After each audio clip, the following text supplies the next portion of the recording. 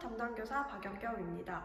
자, 여러분들이 온라인 수업 중에 우리가 1단원 지구의 형성과 역장, 2단원 지구 구성 물질과 자원까지 이제 공부를 했는데요.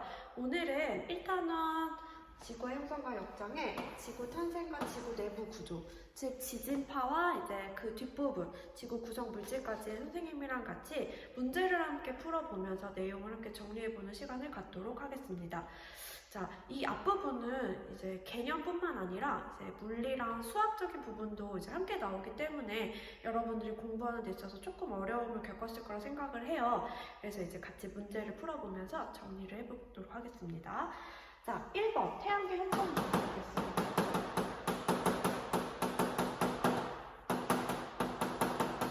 자, G2는 이제 태양계로부터 어떻게 지구가 형성이 되었고,부터 이제 역사 과정부터 시작을 해요. 그래서 일단은 태양계가 어떻게 생성이 됐는지는 우리가 시간 순서대로 한번 살펴보는 것이 중요한데요. 시간 순서대로 한번 보겠습니다. 자, 여러분, 우주는 이제 뭐로 가득 차 있을까요? 맞아요.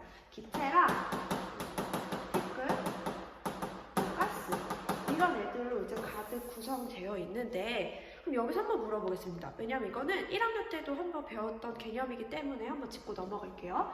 자, 이런 우주를 구성하고 있는 원소들, 이런 기체 성분들은 우리가 어떻게 생성이 되었을까?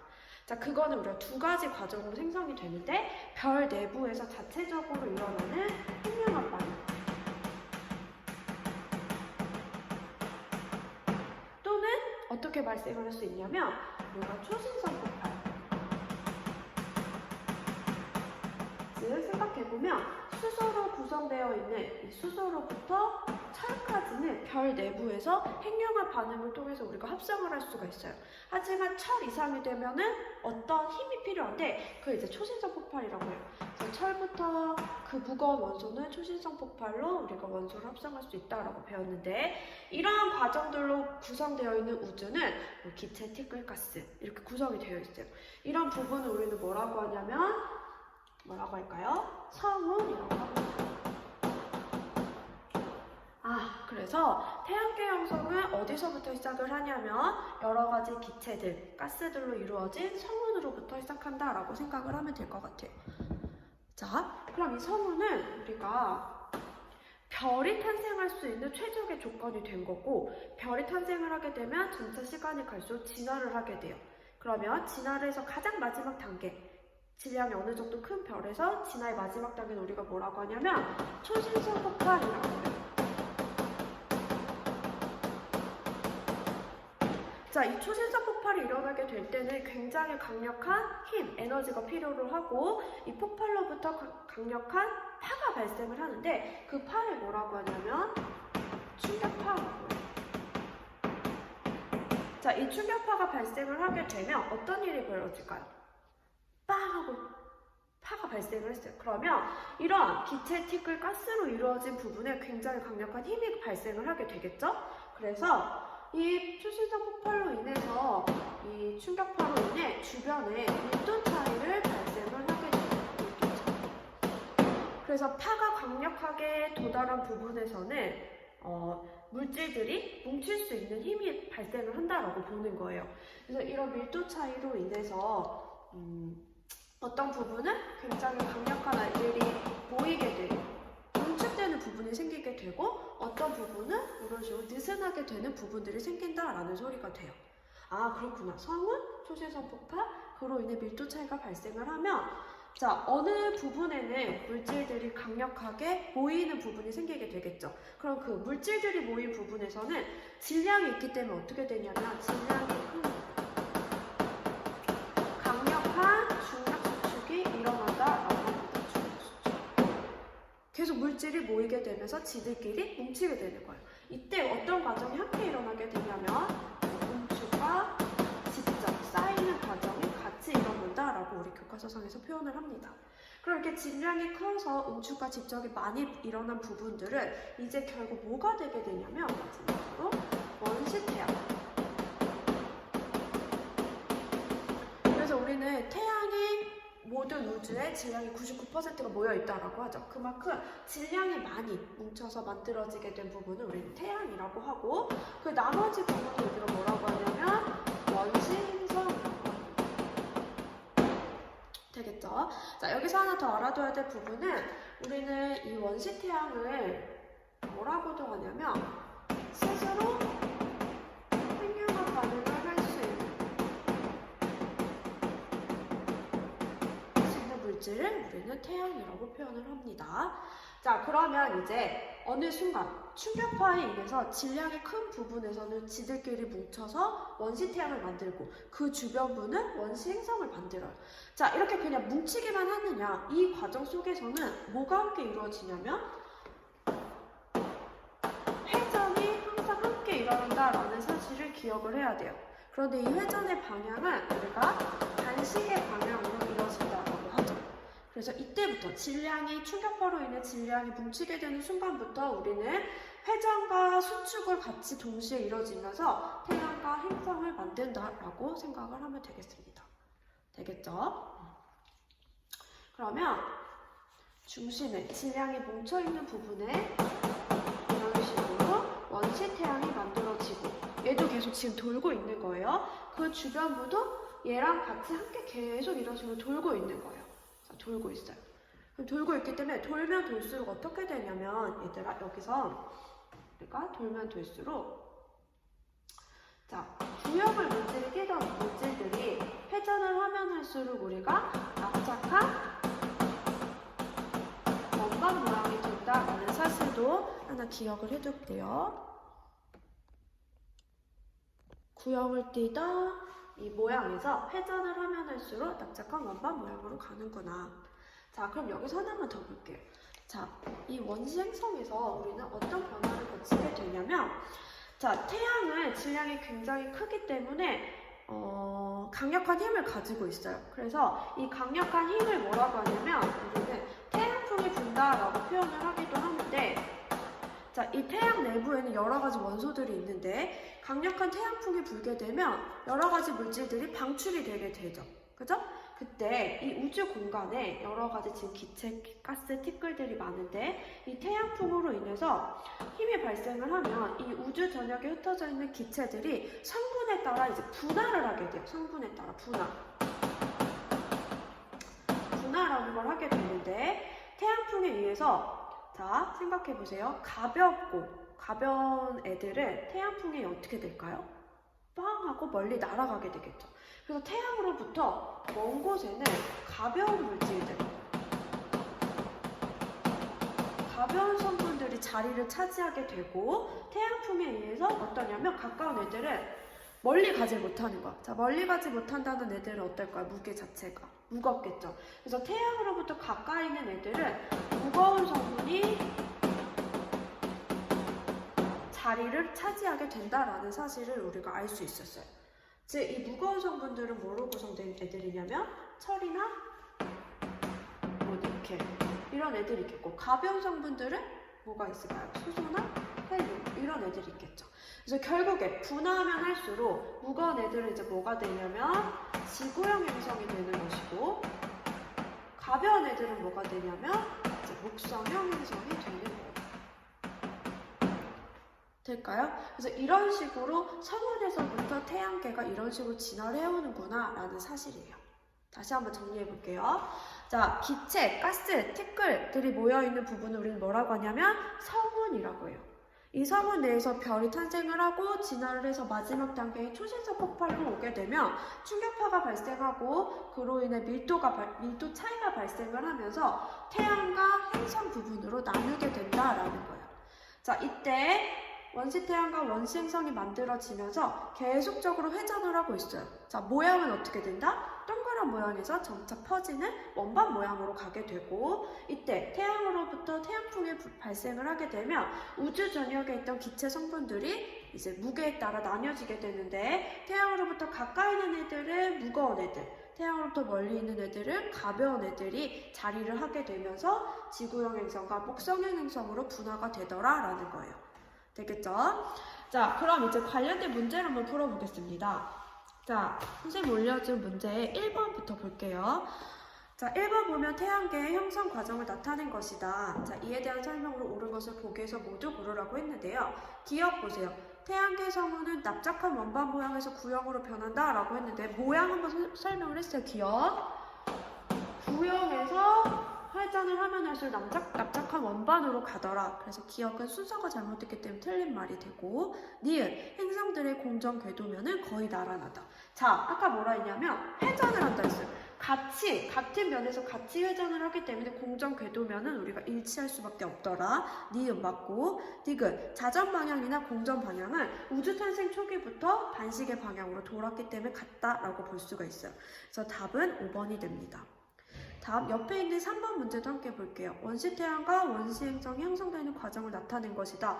자, 이 문제는 한번 별표를 쳐놓고 시간 순서대로 굉장히 잘 정리가 되어 있기 때문에 복습하는 데 되게 좋은 문제라고 생각이 들어요. 자, 기억부터 볼게요. 자, 기억은 성운 내부에서 땡땡과 집적 과정이 일어난다고 했는데, 자, 뭘까요? 응축, 충돌, 뭐 이런 과정, 이런 단말이 들어가야 될 것 같아서 확산은 잘못된 말이 되고 충돌이나 응축 이런 말을 써주면 될 것 같아요. 자, 그래서 기억은 틀린 보기가 되고, 니은 성운이 수축을 시작하고 회전하면서 납작한 원반 모양을 이루는 과정에서 회전 속도는 점점 어떻게 됐냐면, 자, 수축하고 충돌하는 과정 속에서 우리가 알아야 될 개념이, 우리 이거 물리에서 한번 개념일 수도 있는데, 이게 뭐냐면 가운동량 보존 방식이라고 해서 질량을 가진 물체가 이제 속도를 내서 회전을 하기 시작할 때 이 보존된다는 이런 운동 법칙은 반지름과 속도를 곱했을 때 항상 일정하다라는 거죠. 즉, 우리가 회전을 하면 할수록 만약에 반지름이 작아진다라고 하면 속도는 어떻게 될 수밖에 없는 거예요? 빨라질 수밖에 없다라는 거. 이 법칙 하나 기억해 줄게요. 그래서 니은 보기에 자, 수축을 시작해. 그럼 반지름이 작아질 수밖에 없고, 그럼 자연스럽게 회전 속도는 어떻게 된다? 증가할 수밖에 없더라. 니은 틀린 보기예요. 자, 디귿 태양풍에 의해 밀려난 기체, 얼음과 티끌들은 원시태양과 먼 영역에서 목성형 행성으로 진화한다. 맞죠? 무거운 애들은 목성형 행성이 되었다. 그래서 답은 2번이 됩니다. 자, 이어서 2번 문제 지구 행성 앞서서 태양계의 형성 과정에서 어떻게 원시 행성들까지 왔는지 우리가 공부를 했고, 우리가 살고 있는 지구는 그 와중에 어떻게 생성이 되었나라는 걸 이제 공부를 해볼 거예요. 자, 원시 태양이 만들어졌고 그 주변에 이제 원시 행성들이 만들어졌는데, 원시 행성이 만들어지기 전에는 우리가 이제 뭐라고 표현을 하냐면 미행성체라고 해요. 미행성체. 이 미행성체들은 원시태양 주변에 굉장히 많이 분포하고 있어요. 이런 애들이. 그럼 이런 애들끼리 어떻게 되냐면 질량을 갖고 있기 때문에 여러 가지 충돌이 발생을 하는 거예요. 이런 충돌이 굉장히 컸다. 그래서 미행성 충돌이 굉장히 큰 와중에 자기들끼리 부딪히면 부딪힐수록 이제 어떻게 될까요? 크기 자체는 커질 것이고, 온도는 어떻게 될까요? 충돌을 하게 되면 온도는 굉장히 높아질 것이에요. 충돌이 엄청 심하게 일어나기 때문에 우리는 온도가 굉장히 높아진 상태, 자, 불구덩이와 같다라고 해서 뭐라고 표현을 하게 되냐면 마그마의 바다라고 표현을 해요. 굉장히 뜨거운 그냥 불구덩이였다라고 생각을 하면 돼요. 그럼 이제 뜨거운 상태예요. 그러다 이제 시간이 점차 지나면 미행성체들의 충돌은 점차 약해질 것이다. 자, 충돌이 약해진다. 즉, 그에 따라 온도도 점차 어떻게 될 것이냐면 식어가는 거예요. 자, 식어갈 때 어떻게 되냐면 온도가 식어감에 따라서 성분들이 그 온도에 따라 분할을 하게 되는데, 무거운 애들은 어떻게 될까? 무거운 애들이 떠오를까요? 가라앉을까요? 가라앉게 되겠죠. 그래서 이 분할 과정 속에서 무거운 애들은 지들끼리 아래로 가라앉고, 가벼운 애들은 어떻게 되냐면 위로 이제 떠오르게 되는 이런 식의 분화가 발생을 하게 돼요. 그게 뭐냐면 멘틀과 핵의 분리가 일어난다라는 거예요. 되겠죠? 가벼운 애들 떠오르고 무거운 애들 가라앉는다. 멘틀과 핵의 분리가 일어나더라. 자, 그러다가 점차 어떻게 되냐면 이렇게 계속 가면 갈수록 온도는 점차 낮아지는 거예요. 온도가 낮아지면 가벼운 애들은 이제 뭐가 되게 되냐면 딱딱하게 붙는 지각이 만들어지고 아랫부분은 핵으로, 그래서 지각과 핵이 구성이 되어 있는 것을 볼 수가 있어요. 그래서 지각은 우리가 규산염, SiO2 성분으로 이루어졌다라고 보고, 핵은 철과 니켈, 이런 애들로 이루어져 있구나.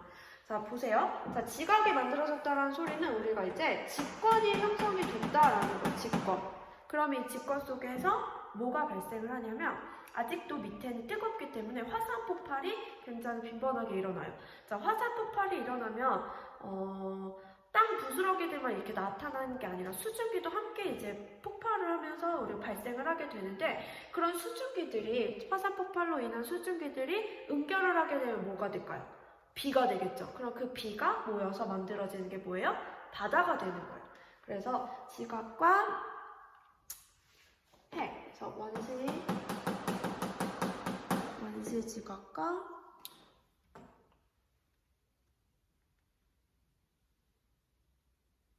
맞죠? 그래서 원시 지각과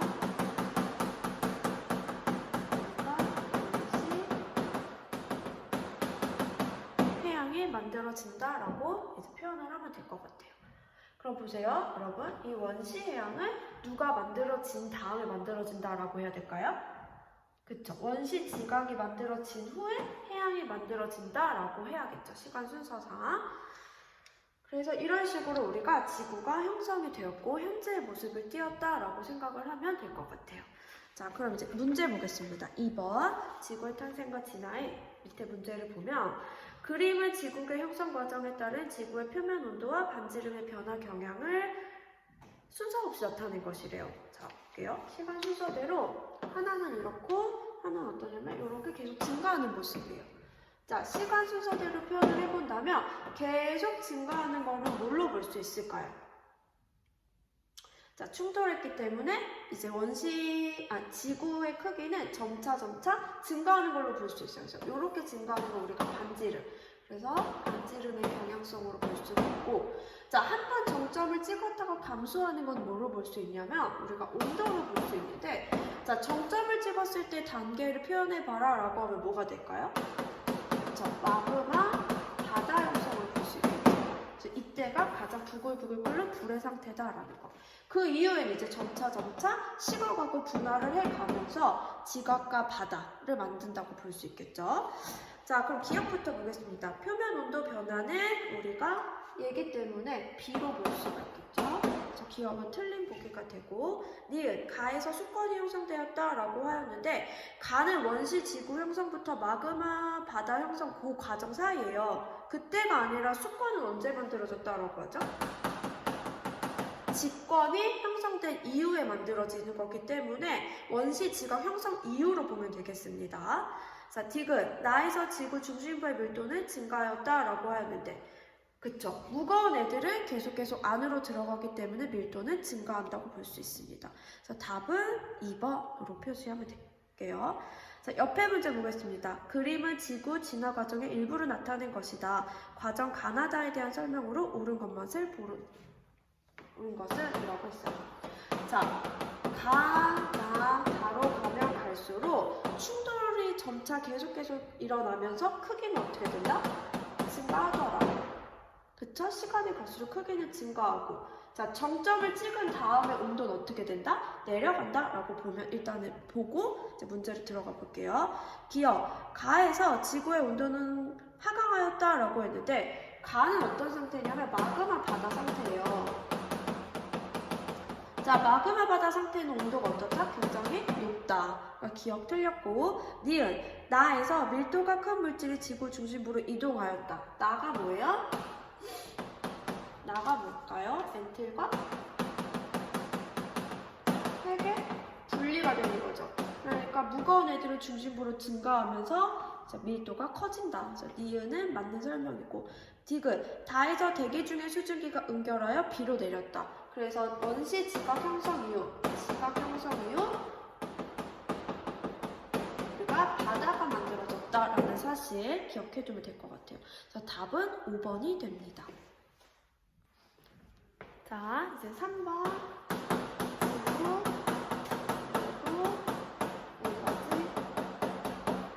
보겠습니다. 자, 지구 내부 에너지라고 하는 거는 우리가 개념상 뭐라고 표현하면 좋냐면 그냥 말 그대로 내부에 저장되어 있는 에너지다 라고 표현을 하면 돼요. 지구 내부에 저장되어 있는 에너지다. 이 에너지로 이제 결국에 어떤 일이 발생을 할까요? 그렇죠. 지각 변동을 일으킨다. 그래서 이 에너지는 지구 내부에 저장된 에너지는 굉장히 우리 그 지구 운동에 굉장히 중요한 에너지로 쓰이고 있다라는 거예요. 그렇다면 이런 에너지는 갑자기 생긴 건 아니겠죠? 어떻게 형성되었을까요? 이거 우리가 과제로도 한번 풀어본 것 같은데, 자, 크게 세 단계로 우리가 볼 수 있을 것 같아요. 첫 번째는 어떻게 된 거예요? 원시 지구가 만들어졌을 당시 뭐가 많았다? 미행성체들의 충돌이 많았다.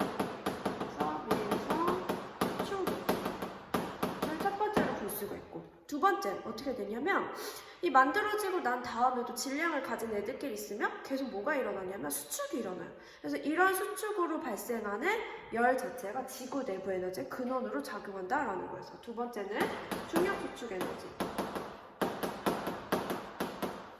다음 세 번째, 이제 후에 점차 식어가면서 지각과 핵이 만들어졌어요. 그럼 이 지각 내부에는 뭐가 많냐면 방사성 원소들이 굉장히 많이 구성이 되어 있어요. 그래서 이 방사성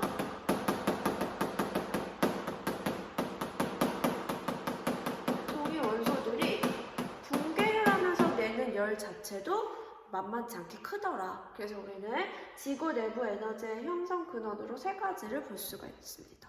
그럼 여기서 봐야 될 게 방사성 동위 원소 붕괴열을 한번 비교를 해보면 어느 암석에 가장 많냐면 화강암에 가장 많이 들어있어요. 그 다음에 현무암, 감람암 이런 식으로 많이 들어있는데 여러분들 화강암으로 구성되어 있는 거 뭐죠? 그쵸? 대륙지각. 현무암으로 구성되어 있는 거는 우리가 해양지각. 감람암으로 구성되어 있는 거는 우리가 이제 멘틀로 보는데, 따라서 방사성 동위 원소 붕괴열로 우리가 발생한 지구 내부 에너지는 어디가 많다라고 할 수가 있냐면 지각에서 더 많다라고 볼 수가 있습니다. 되겠죠? 이렇게 지구 내부 에너지가 구성되는구나. 그렇다면 이 내부 에너지가 방출을 하는 거야, 방출. 그럼 방출된 열을 뭐라고 하냐면 우리는 지각 연료량이라고 해요. 그래서 이 연료량을 측정을 해보면 우리가 비교만 할 수 있으면 돼요. 어디서 이 지구 내부 에너지가 많이 발생을 하냐 이거를 따져보면 되는데, 열이 많이 발생하는 곳 생각해보면, 자, 마그마가 올라오는 부분 어디죠? 해령이에요. 그래서 해령이 해구보다 많아. 그 다음에 화산 활동이 많이 발생하는 데가 안전한 곳보다는 지각 연료량이 높겠죠. 그런 부분을 뭐라고 하냐면 순상지보다 어디가 높다라고 표현을 할 수 있을까요? 그렇죠. 조산대가 높다라고 표현을 할 수 있을 것이고. 또 생각해보면, 자, 방사성 동위원소 붕괴열 때문에 지각이 멘틀보다 높을 것이다 라고 표현을 하지만 이 지각 연료량은 어디가 더 높냐면 이 부분 헷갈리지 않게 정리 잘 해주세요. 자, 해양 지각이 대륙 지각보다 열이 높다라는 사실을 우리가 관측 결과상 알 수가 있는데, 자, 이 이유는 뭐였냐면, 자, 두께는 누가 더 두꺼울까요? 두께는 맞아요, 대륙 지각이 훨씬 더 두꺼워요. 그래서 보면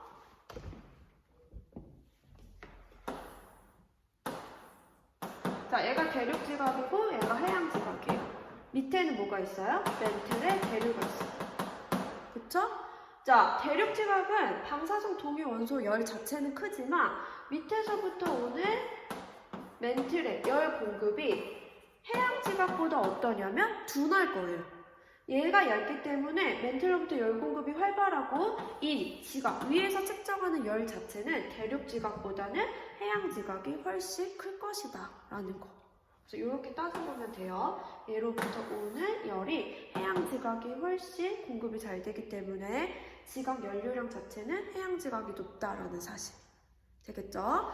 자, 그래서 지구 내부 에너지의 개념은 이 정도로 정리를 해두고 이제 문제를 볼게요. 자, 첫 번째 문제 보겠습니다.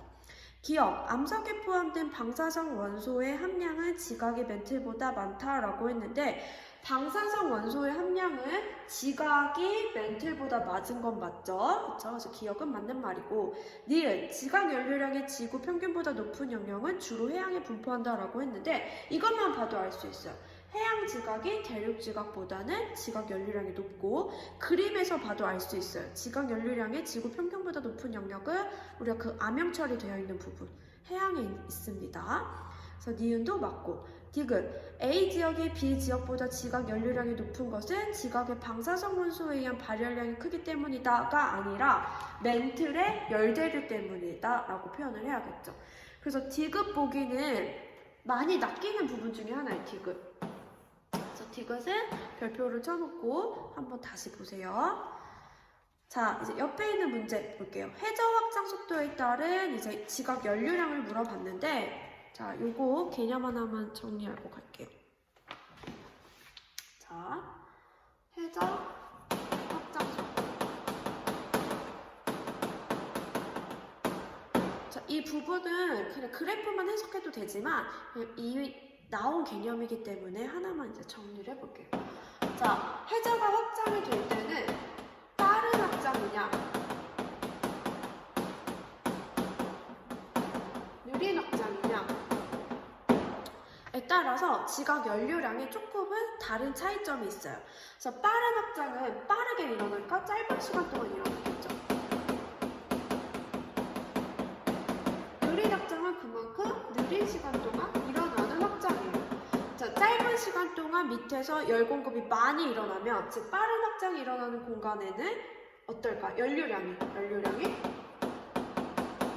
굉장히 높은 관측 결과를 얻을 수가 있고 느린 확장은 스멀스멀 올라오는 거야. 그래서 같은 시간 동안 측정을 한다라고 하면 연료량이 낮다. 그래서 이런 연료량의 차이가 확장 속도에 따라 달라질 수 있다라는 사실도 하나 기억을 해둘게요. 자, 그럼 기억부터 볼게요. 해령에서 멀어질수록, 자, 해령에서 멀어진다라는 소리는 어떨까요? 뜨거운 애들로부터 멀어진다라는 거겠죠. 그러니까 지각 연료량은 낮아질 것이에요. 자, 니은, 해령으로부터의 거리가 같을 때 지각 연료량은 느린 확장보다 빠른 확장에서 어떨까요? 그래프 해석해 보세요. 높겠죠? 그래서 니은은 틀리고.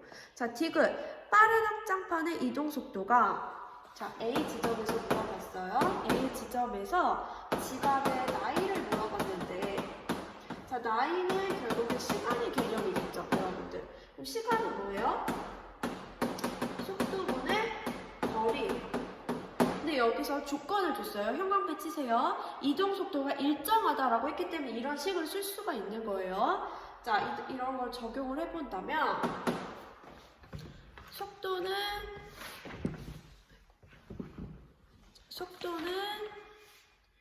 10cm/연으로 일정하고 거리, A 지점에서 거리를 따져보면 해령으로부터의 거리가 1000km예요. 1000km. 미터로 바꾸면 하나, 둘, 셋. 미터를 cm로 바꾸면 공 2개. 자, 이거 약분해보면 몇이 되냐면 10의 70연이 됩니다. 맞죠? 하나, 둘, 셋, 넷, 다 열고. 그래서 보기에 나와 있는 1000만 년이 된다라는 거 맞는 설명이 됩니다. 그래서 답은 2번 이렇게 해주면 되겠죠? 자, 4번 이제 정리를 해볼게요. 4번은 지진파 관련된 내용이에요. 자, 이 부분은 헷갈리는 친구들이 많았죠? 그래서 한번 같이 정리를 해볼게요. 자, 지진파라고 하는 거는 일단 이 개념부터 한번 잡아볼게요. 자, 지진이 딱 하고 발생을 했어요. 그럼 이때 발생하는 걸 뭐라고 하냐면 이때 주변으로 우리는 탄소 에너지가 주변으로 이런 식으로 퍼지는 거예요. 자, 이때 퍼질 때 어떤 형태로 퍼지게 되냐면 우리는 파동의 형태로 퍼지게 된다라고 생각을 하는 거예요. 되겠죠? 자, 그러면 이 지진파에는 우리가 두 종류로 나눌 수가 있는데 표면으로 지나가는 애들이 있고 내부로 지나가는 애들이 있어요. 우리는 표면으로 지나간 애들의 대표적인 파를 L파라고 해요. 내부로 지나가는 파는 우리가 초등학교 때부터 한번 들어봤을 거예요. P파, S파. 자, 이 P파와 S파의 가장 큰 차이점은 뭐냐면 이 P파는 모든 고액기를 다 통과할 수가 있는 거예요. P파는 고체나 액체나 기체 성분의 길을 다 지나갈 수 있는 거고, 반면에 S파는 고체만을 통과할 수 있어요. 되겠죠? 속도는 누가 더 빠를까? 속도는 P파가 훨씬 빠른 거예요. 그쵸? 이런 식으로 개념을 잡고, 자, 그렇다면 이제 지진이 발생을 했을 때 관측소에서는 이제 어떤 일이 발생을 하냐면, 자, 이런 식으로 있다가 지진이 빵 터지면 이런 식의 표현이 올 거예요. 오다가 조금 더 큰 파가 오고, 더 큰 파가 오고, 이런 식으로 우리가 그 기록에 남는다라는 사실을 볼 수가 있는데, 자, 가장 첫 번째로 온 이 파를 우리는 뭐라고 하냐면 P파, 두 번째로 온 파를 우리가 S파라고 합니다. 되겠죠? 자, 그러면 요거를 우리가 조금 모식도로 다시 한번 본다면, 지각이 있고 땅 밑에서 지진이 빵 하고 발생을 한 거예요.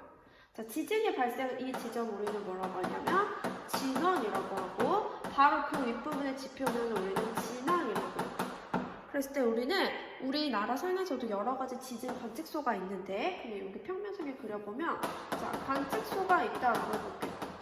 그러면 지진은 아까 어떻게 발생을 한다 했냐면 파동의 형태로 전달이 되는 거예요. 그럼 진원에서 발생을 하면 여러 가지 이런 형태로 사방으로 에너지가 전달이 되고, 빠바바바 관측소로도 오겠죠, 신호가. 그렇겠죠? 그럼 이제 진원부터 관측소까지 이 거리를 이제 뭐라고 하냐, 우리는 진원 거리라고 하는 거예요. 그래서 이 진원 거리를 통해서 우리는 진원의 깊이도 파악할 수 있고 진앙의 위치도 파악할 수 있다라는 건데, 자, 우리는 이걸 왜 지금 공부를 하냐면 어떻게 알 수 있냐면 P파랑 S파의 도달 시간으로부터 알 수 있다라는 거예요.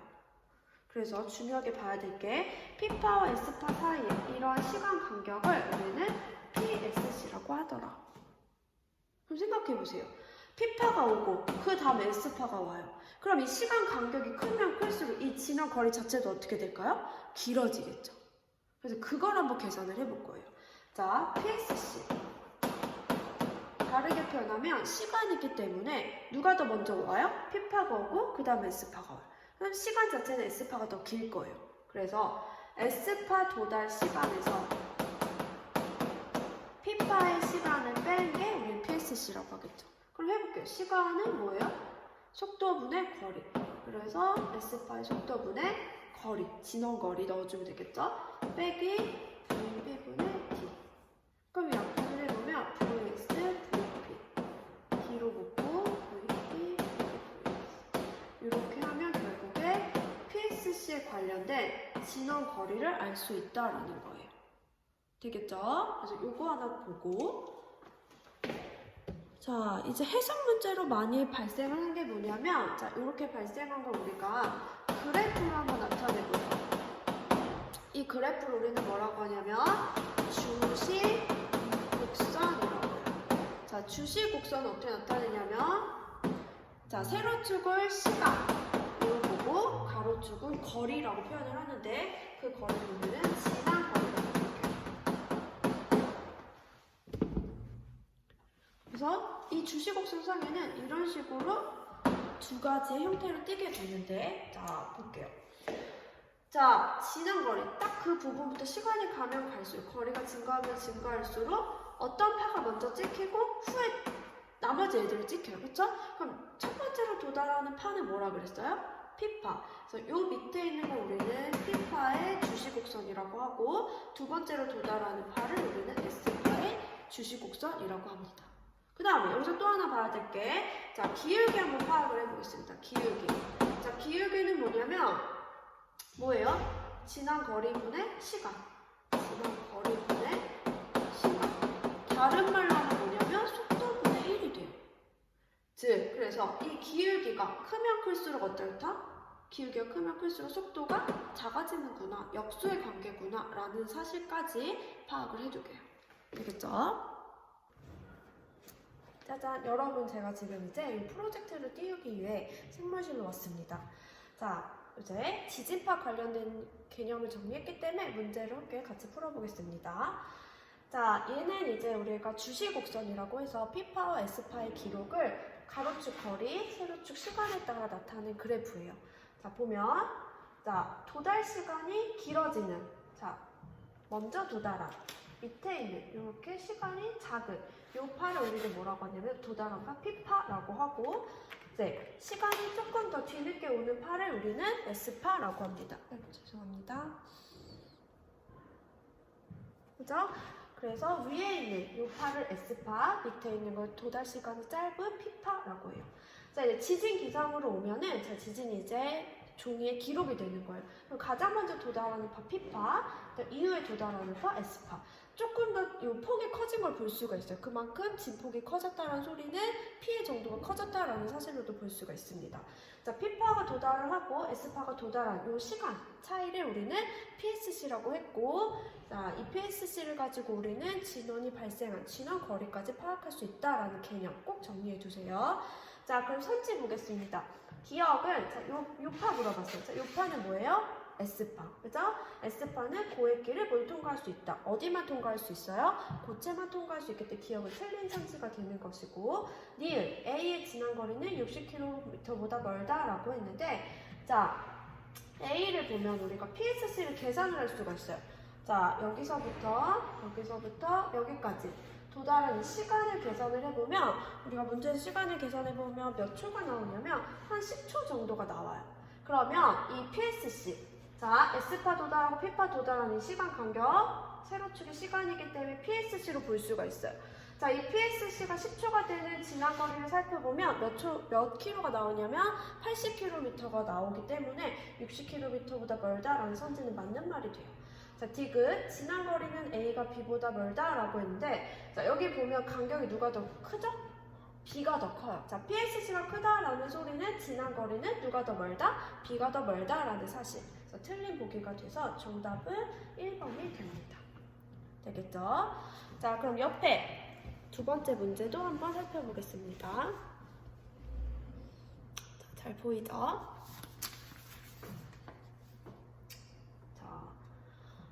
이 문제를 보면 똑같아요. 자, 주시곡선이 나와 있고 그것에 대한 해석 문제예요. 자, 이 문제는 그래프만 잘 해석을 한다고 하면은 잘 풀 수 있는 문제이기 때문에 우리가 기본 개념을 가지고 플러스 해석 능력까지 갖춘다면 잘 맞출 수 있는 문제가 돼요.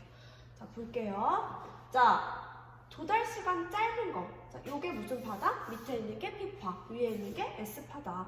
자, 기억은 뭐냐고 물어봤어요. 기억은 당연히 S파가 되겠죠. 기억 맞는 보기가 되고.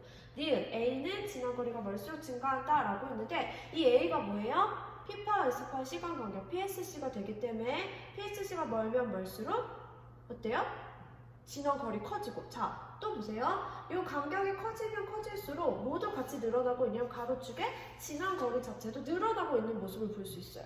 따라서 A는 지난 거리가 멀수록 증가한다라는 보기도 맞는 설명이 됩니다. 이거 그냥 그래프 읽어주면 되는 거죠. 디귿, P파의 평균 속도는 지난 거리가 멀수록 빨라진다라고 했어요.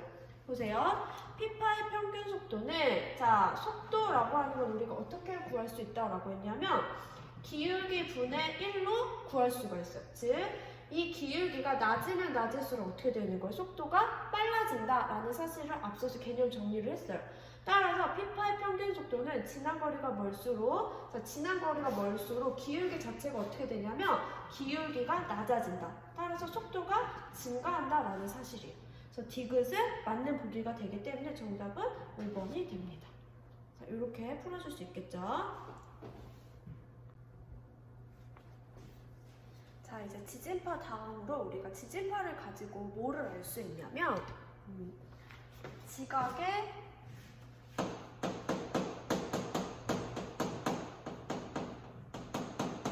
두께를 우리가 구해볼 수 있어요. 지진파를 가지고 어떻게 지각의 두께를 알아볼 수 있냐. 자, 보면은, 자, 여기가 지표면이고, 자, 여기 지각, 여기 렌틀이라고 표시를 해볼게요. 여기가 지각. 자, 그러면 여기서 지진이 발생을 했어요. 지진이 발생을 하면 지진은 뭐다? 얘들아? 탄성파예요. 그렇기 때문에 자, 파동의 형태로 여러 가지 표면으로 우리가 이 파동이 전달이 되게 되는데, 자, 그냥 지표를 따라서 쭉 전달할 수도 있고, 어떻게 될 수도 있을까요? 사방으로 퍼지기 때문에. 자, 땅 밑으로 내려가서 전달이 될 수도 있어요. 땅 밑으로 내려가고, 전달되고, 올라가고. 이런 식의 전달이 있을 수가 있어요. 자, 그러면 여러분들, 우리가 물리 시간을 배웠어요. 자, 여기서 지금 매제 자체가 조금 변화가 되면 얘가 성질이 변하게 돼 꺾인 거예요, 파가. 성질이 다른 표면을 만났을 땐 꺾이게 되죠? 꺾이고, 자, 요렇게 다시 내려가지 않고 굴절각이 몇 도예요? 90도가 되는 이러한 현상을 우리는 임계굴절이라고 하는데, 이러한 임계굴절된 파와 그다음에 직접파를 가지고 이 지각의 두께, 길을 구할 수 있다라는 거예요. 다시, 자, 이런 표면파와 임계굴절된 파를 가지고 우리는 지각의 두께를 구할 수 있더라. 다시 써보면 표면파, 직접파와 그다음에 임계굴절파 파를 가지고 우리 지각의 두께를 구할 수 있는데, 이 부분은 선생님이 그 온라인 계약 중에 과제로 한번 두께를 구해봐라 라는 걸 한번 줘봤어요. 그래서 칠판에다가 필기했던 거 한번 본 친구들은 그 과정을 따라가 보면 이게 조금 이해가 될 수 있는데, 간략하게 한번 다시 설명을 해볼게요. 자, 직접파와 임계굴절된 파를 가지고 보면, 자, 여기 관측소가 있다라고 그냥 가정을 해볼게요. 관측소. 그러면 처음에는 어떤 파가 제일 먼저 도달을 할까요? 그러겠죠. 그냥 이 상태로 스트레이트로 간 직접파가 먼저 도달을 할 거예요.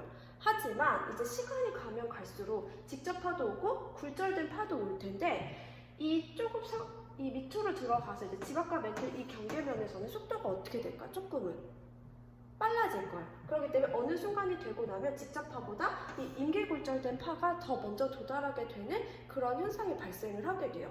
자, 이는 실제로 관측된 결과이기 때문에 주시곡선을 한번 표현을 해볼게요.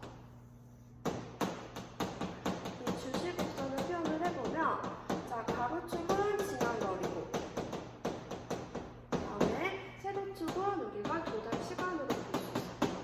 자, 도달 시간. 바로 이 시점부터 도달하는 파는 우리가 뭐라고 해요? 아까 뭐가 먼저 도달한다고 했다? 직접파가 먼저 도달한다고 했다. 그래서 처음에는 이렇게 직접파가 찍히게 된 거예요. 직접파가. 이런 식으로 직접파가 찍히게 되다가, 자, 시간이 점점 지나게 되면은 이 속도가 빨라지게 되면서 이 시점부터, 어느 시간이 지난 시점부터는 누가 이제 도달하게 되냐면 굴절파가 도달을 하게 된다라는 거예요. 자, 이 주시곡선 상에서는 이 관측소에서 가장 먼저 도달한 파가 기록되는 기록이기 때문에 굴절파의 파를 말하라 라고 하면 어떤 파가 될까요? P파, S파 중에? 맞아요. P파가 되겠죠? 그러면 가장 먼저 도달한 파만 기록이 되기 때문에, 자, 이 두 개를 비교를 해본다면, 자, 가장 먼저 도달한 파, 직접파만 표현이 될 거예요. 그래서 요거는 지울게요, 선생님이. 이렇게 지워서 직접파만 먼저 도달이 되고, 자, 보세요. 직접파와 굴절파가 만나는 이 시점, 우리는 이 시점을 뭐라고 하냐면 이 거리를 교차거리라고 해요. 자, 이렇게 직접파와 굴절파가 이 관측소에서 같이 만난다라는 거예요. 그 다음에 이 같이 만난 시점 이후로부터는 누가 더 먼저 도달하게 되냐면 굴절파가 더 먼저 도달하게 되더라. 그러면 이 직접파는 지워볼게요. 그래서, 자, 이 지각의 두께를 구하는 이 주시곡선 상을 보면 처음에는 직접파가 도달하고 교차거리 이후에는 이제 굴절파가 도달하는 이러한 모습을 보게 된다라는 거예요. 따라서 보세요. 이 교차거리는 직접파와 굴절파가 같이 만나는 그 거리예요. 근데 이 거리가 요 거리가 점점 멀면 멀어질수록 이 두께 자체는 어떻게 될까? 라는 걸 이제 유도를 한번 해보면 어떤 결과가 나오냐면, 지각의 두께 D는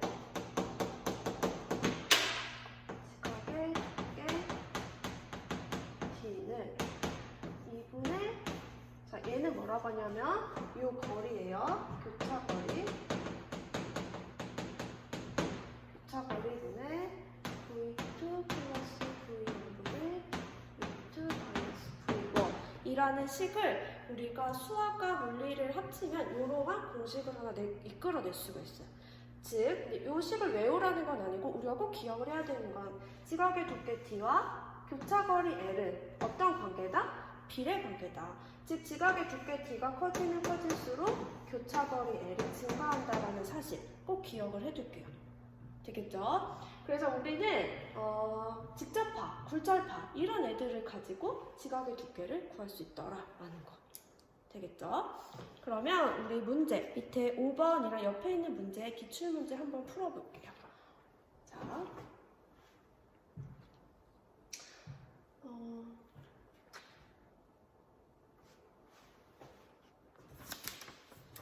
자, 문제 5번 지각 두께 관련된 문제 5번 한번 볼게요. 자, 문제를 읽어보면 그림 가는 어느 지진의 지진파가 진행하는 모습을 나는 그에 따른 주시곡선을 나타낸 것이에요. 자, 친구들 이게 조금 그림이 잘 안 보여. 선생님 또렷하게 한번 표현을 해볼게요. 자, 이렇게 표현된 파가 A고 다음에 이렇게 표현된 파가 B예요. 자, 그러면 아까 했어요. 직접파와 굴절파가 만나는 이 부분을 우리는 교차거리라고 하고, 자, 여기서 먼저 도달한 이 파만이 우리 주시곡선상 기록이 될 텐데, 먼저 된 이 파 뭘까요? A가 직접파가 되겠고, 자, 교차거리 이후에 먼저 도달하는 이 파, 얘를 우리는 뭐라고 하냐면 굴절파라고 할게요. 얘를 가지고 우리는 지진파가 도달하는 이 거리를 가지고 지각의 두께 D를 구할 수 있다는 거 개념 정리했어요. 그럼 기억부터 볼게요. A는 굴절파가 아니라 직접파가 되고 B는 굴절파가 되겠죠. 자, 여기서 굴절파는 파의 종류를 말하라 라고 하면 뭐가 될까요? P파가 될까요? 되겠죠? 다음 니은 P파의 속도는 지각보다 멘틀에서 빠르다라고 했는데 이 부분은 우리가 교과서 20페이지를 보면 속도 관련된 그 그래프가 하나가 나와요. 자, 지각에서 멘틀로 갈수록 속도를 따져보면 지각에서 멘틀로 갈수록 파의 속도는 빨라지더라. 왜 그런지 설명을 잠시 해보자면 지각에서 이제 멘틀로 넘어가게 되면 멘틀의 상부는 뭐라고 하냐면 유동성을 띄었다. 유동성을 띈 고체라고 해서 우리는 상부판을 암석관이라고 합니다.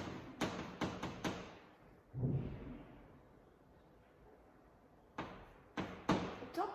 그래서 이 유동성을 띄었기 때문에 자, 이 지진파 자체는 탄성을 가지고 있어요. 탄성을 가진 물체가 이 유동성을 띈 애를 통과를 하게 되면 될수록 속도는 어떻게 되냐면 빨라지는 성질이 있어요. 따라서 우리는 지각보다 멘틀에서 빠르다라는 사실을 맞는 말이 되는 거예요. 되겠죠? 자, 디귿. 지각의 두께가 H보다 두꺼우면 얘보다 두꺼워지면 지각의 두께가 두꺼워질수록 교차거리는 어떻게 되더라? 교차거리는 증가할 것이다. A보다 멀다. 정답 맞게 되죠. 그래서 답은 니은 디귿이 4번이 됩니다. 되겠죠? 자, 다음 옆에 문제로 넘어갈게요. 자, 그 옆에 문제도 한번 해보겠습니다. 자, 그 문제를 보면 그림은 어느 지진의 진원과 관측소 A, B 그리고 표는 P파가 최초로 도달한 시간을 나타낸 것이에요. 자, 근데 여기서 줄 쳐볼게요. 관측소 A에서는 잘 안 보이거든요. 관측소 A에서는 직접파와 굴절파가 동시에 도달했다라는 질문이 있어요. 자, 여기는 밑줄을 그어보면 자, 직접 동시에 도달했다라는 소리는 관측소 A 자체가 뭐가 된다는 소리일까요? 교차거리가 된다라는 소리예요. 자, 이 거리 자체가 뭐가 되더라? 교차거리가 된다. 그럼 우리는 이 선지를 통해서 교차거리는 몇 킬로다? 몇 킬로에 여기 보면 270km다.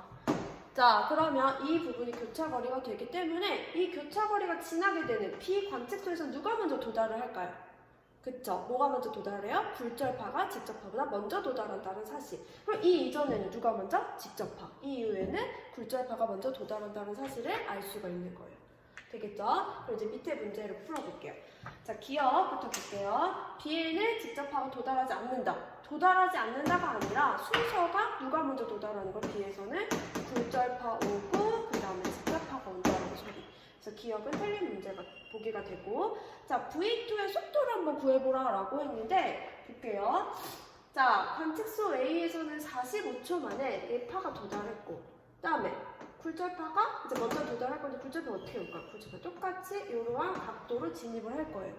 그러면 A에 도달하는 파는 45초 만에 왔고 B에 도달하는 파는 55초 만에 온 거예요. 즉 이 시간 간격이 몇 초예요? 그쵸, 이 시간 간격 자체가 10초예요. 10초. 자 10초 동안 이만큼을 간 거야. 그러겠죠? 이거는 뭐예요? 우리 평행사 변형이니까 얘 90km라는 거 알 수 있죠. 즉 V2에서는 속도를 물어봤기 때문에 속도는 시간분의 거리, 즉 시간은 10초분의 거리 90km를 이동했더라. 즉 9km/s의 속도로 이동했다라는 사실을 알 수 있겠죠. 그래서 니은은 맞고. 디귿, V1이 증가를 하면 V1 어디였어? V1이 증가하면 교차 거리는 270km보다 증가하냐 감소하냐 얘를 물어봤어요. 자 얘를 생각을 해보면 우리 그냥 수식 한번 이용을 해볼게요. 아까 지각의 두께 D는 2분의 L에 루트 V2 플러스 V1분의 V2 빼기 V1이라고 했는데 V1이 증가를 한대요. 근데 지각의 두께는 어때야 되지? 지각의 두께는 V1이 증가해도 얘는 고정되는 값이에요. 고정. 근데 얘가 증가를 한대. 그러면 V2와 V1 사이 요 속도 차이 자체는 어떻게 될까요? 작아지게 되겠죠. 요 전체 값은 작아지게 되는 거예요. 그렇다는 소리는 얘가 일정이 되면 교차거리 L은 어떻게 돼야 될까? 증가할 수밖에 없더라. 그쵸? 그래서 증가한다라는 보기 맞아서 정답은 니은 디귿 4번이 됩니다. 4번. 자 이제 마지막으로 지구 내부 구조를 한번 보겠습니다. 자 지구 내부 구조는 우리가 중학교 때부터 지구 내부를 몇 단계로 나누게 되냐면 4단계로 나누게 돼요. 그죠? 어떻게 나누냐면 지각, 그 다음에 멘트, 그 다음에 외핵, 내핵. 이렇게 나눈 모습을 우리가 예전부터 공부를 했었어요. 그죠? 근데 이제 이 사이를 층의 이름, 즉 지각과 멘틀과 외핵과 내핵은 각각이 다 구성 성분이 약간은 달라요. 그죠? 그래서 구성 성분이 다르다는 소리는 우리가 지진파가 통과하면 통과할수록 내부 구조, 성분에 따라서 자, 변화가 있기 마련인데 이렇게 굴절되는 현상을 가지고 이 경계면을 알아봤던 거예요. 그래서 우리는 그 알아본 사람의 이름을 따서 경계면에 이름을 함께 붙였는데 한번 볼게요. 지각과 멘틀 사이의 경계를 우리는 뭐라고요? 모호로 비치치라는 사람이 발견했다라고 해서 우리는 모호면이라고 하고, 자 이렇게 멘틀과 외핵의 경계는 쿠텐베르크라는 사람이 발견해서 쿠텐베르크면, 그 다음에 자, 외핵과 내핵의 사이는 레만이라는 사람의 이름을 따서 레만면이라고 우리는 이름을 붙여줘요. 자, 이거는 그냥 가장 기본적인 구성 단계고, 자, 이것을 우리는 조금 성분으로, 그래서 파로 지진파를 가지고 조금 성분을 나눠본다면 어떻게 나눌 수가 있냐면 지각과 멘틀의 일부, 자, 멘틀의 상부, 지각과 멘틀의 상부를 우리는 뭐라고 부르냐면 암석권이라고 이름을 붙여줘요.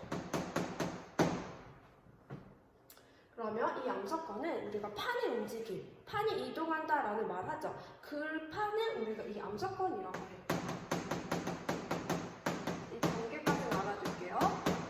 약 100km 이내를 지각과 멘틀의 상부를 포함해서 암석권이라고 하고, 그 암석권의 바로 밑에를 우리는 뭐라고 하냐면 이 부분은 유동성을 띄었어요. 유동성. 고체긴 고체인데 유동성을 띈 이 부분을 우리는 영역권이라고 해요. 자, 고체긴 고체인데 액체 성분 이렇게 유동성을 띄었기 때문에 이 부분에선 지진파가 어떻게 되더라? 빨라지더라라는 거 앞서서 얘기를 했어요. 자, 그 다음에 이 부분에서 전이대라는 게 있고, 전이대를 지나게 되면 멘틀의 하부를 우리는 그래서 멘틀도 장소에 따라 암석권, 그다음에 연약권, 그다음에 중간권 이렇게 세 단계로 분류할 수 있다라는 사실 하나 기억을 해둘게요. 그다음에 외행대 이런 식으로. 그래서 여기 경계는 외행의 경계는 몇이었죠? 5,100km였고 여기가 4개 경계는 한 6,400km. 이거까지 들어줄게요. 그렇다면 자, 이거는 결론적인 부분이고 어떻게 이런 식으로 알아냈을까라는 거는 우리가 지진파 기록을 가지고 알았다라고 교과서에 나와 있어요. 그죠? 그 교과서 내용을 한번 보면 설명해 볼게요. 자, 조금 다시. 자, 중심에 이렇게 내핵이 있고, 그다음에 바깥 부분에 외핵. 여기 멘틀, 그다음에 바깥 껍데기 부분. 이 껍데기 부분은 우리가 지각이라고 할게요. 되겠죠? 자, 그러면 이 부분을 우리가 지진이 발생한 진원이라고 해볼게요. 그러면 이제 여기서부터 우리가 각거리를 가지고 장소를 표시를 할 수가 있는데 0도부터 쭉 한 바퀴 돌면 반대편으로 오면은 각도가 몇 도 왔다고 표현을 하면 될까요? 180도.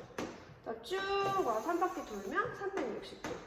이런 식으로 지진파의 그 장소 자체를 우리 이런 식으로 각도로 표현하는 걸 각거리라고 해요. 그래서 한번 볼게요. 자, 진원에서 지진이 빵 하고 발생을 했어. 그러면 멘틀로 가면 속도가 약간 어떻게 되잖아, 얘들아? 속도가 증가한다라고 했어요. 그래서 증가하다가 다시 어떻게 될까요? 지각적으로 올라오려고 하면 속도가 점점 다시 느려지겠죠. 그래서 이런 식의 속도가 빨라지고 느려지는 이런 걸 가지고 이렇게 지진이 기록이 된다는 거예요. 아, 지진이 여기 기록이 됐구나. 됐죠? 이런 식으로 계속 지진이 사방으로 탄성 에너지가 전달이 되는 거예요. 전달이 되다가 자, 이렇게 멘틀과 외핵의 경계 이 부분에 와서는 딱 찍었을 때 이렇게 지진이 왔을 때 각도를 한번 측정해 봤더니 각도가 몇 도가 나왔냐면 103도의 각거리가 찍히는 모습을 봤어요. 그러다가 다시 한번 또 살펴보니까 어떤 일이 발생을 하게 되냐면 103, 104, 104 이런 식으로 계속 찍히는 게 아니라 어떻게 됐냐면 보세요. 멘틀에서 외핵으로 가면 이제 이 경계의 액성은 뭐다? 액체예요. 완전한 액체에서는 지진파의 속도가 어떻게 되냐면 감소를 하게 되는 거예요. 자, 감소를 하게 되면 지진파의 속도가 감소를 하게 되면 어떻게 돼요? 안쪽으로 많이 왔다가 꺾일 거예요. 이런 식으로 꺾이게 돼요. 꺾이게 되고 다시 이제 속도가 감소해서 꺾이다가 멘틀로 오면서 속도가 증가하게 되면 이 부분이 어떻게 되냐면 이런 식으로 퍼지게 되는 이런 현상이 발생을 하게 되는 거예요. 자, 요거 모를까봐 한번 다시 설명을 해보면 표면에서 지진파가 이렇게 왔어요. 자, 파가 이런 식으로 발사가 되면 자, V 원층이 있고 2층이 있다라고 해보면 1층에서 2층으로 갈 때 만약에 속도가 빨라져요. 자, 속도가 빨라지면 어떻게 되냐면 바깥쪽으로 꺾이는 성질이 있죠. 그 다음에 만약에 1층에서 2층으로 파가 발생을 할 때 속도가 만약에 느려져요. 그럼 어떻게 되냐면 이 각도, 입사각보다 굴절각이 더 감소하게 되는 이러한 성질을 여기에 그대로 적용을 하는 거예요.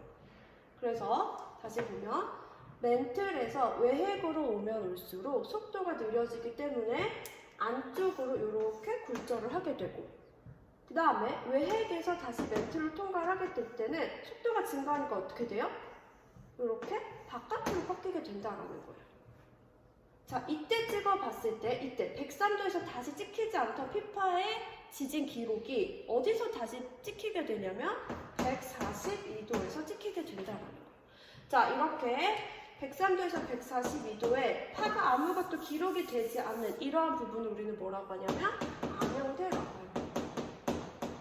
이러한 암형대를 가지고 액성의 달을 누군가가 안에 있었구나 라고 해서 우리는 외핵의 존재를 알게 된다라는 거죠. 이해되겠죠? 자, 그러다가 이제 점차 파가 쪼쪼쪼쪼 찍어졌어. 찍어지다가 계속 이제 180도까지 찍히게 되는 모습을 보게 돼요. 따라서 우리는 이런 기록을 가지고 피파의 암형대를 파악을 하더라고요. 103도에서 180도. 자, 여기 찍히면 안 되는 부분이죠. 그죠? 그런데 이상하게 여기에 몇 도에 110도 부분에 지진 기록이 찍히는 모습을 보게 돼요. 자, 이 부분은 어떻게 됐을까?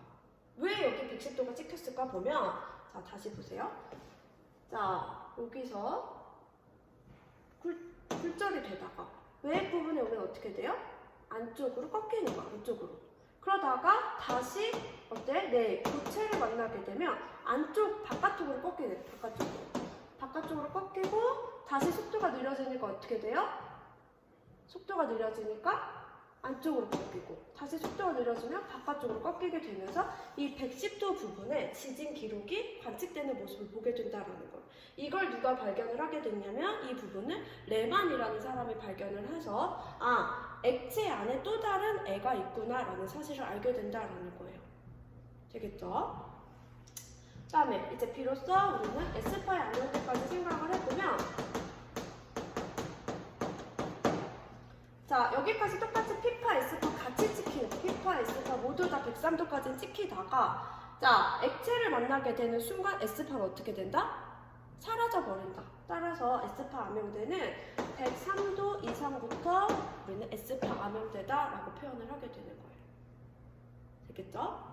그래서 우리는 이러한 지진 기록을 가지고 암형대를 파악하고 암형대를 가지고 판의 경계면의 부분을까지 이름을 알 수 있더라라는 거. 되겠죠? 자, 그러면 지구 내부 관련된 문제 한번 풀어보겠습니다.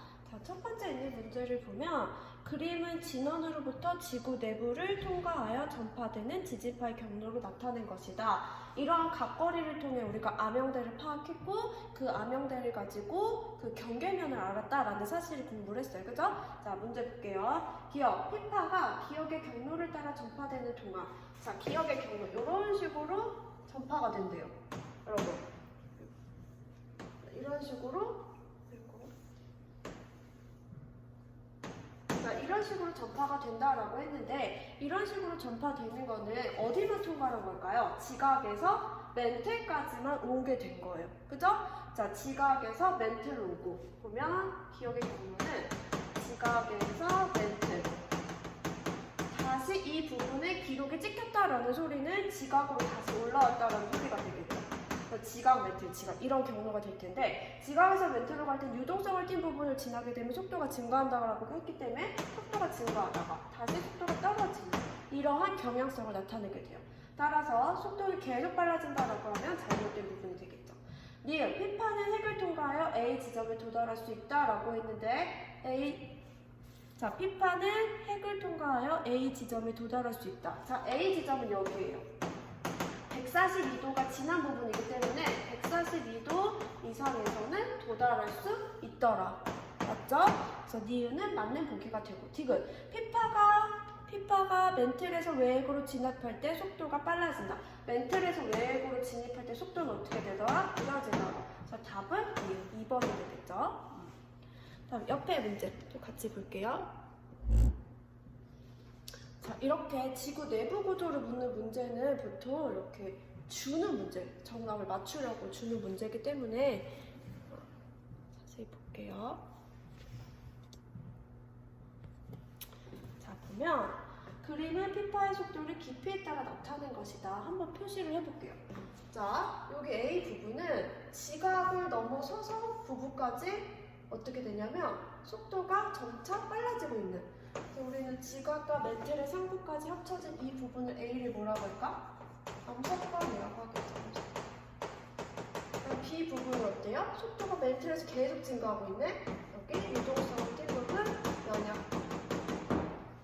되겠죠? 자, A는 암석관이다. 맞죠? B는 부분 용량되어 있을 것이다. 이게 뭐다? 연약하다. A와 B의 경계면을 모호면이라고 하는데, 모호면은 어디지? 지각과 멘틀의 경계지 암석권과 연약권의 경계를 뜻하는 건 아니에요. 그래서 답은 3번이 되겠죠. 자, 이런 식으로 해서 우리가 지금 앞서서 태양계의 형성부터 지진파를 가지고 지구 내부 구조까지 살펴보았습니다. 자, 이제 나머지 광상 부분은 선생님 다시 문제를 올리고 이런 식으로 찍어 보겠습니다. 자, 모두 수고하셨습니다.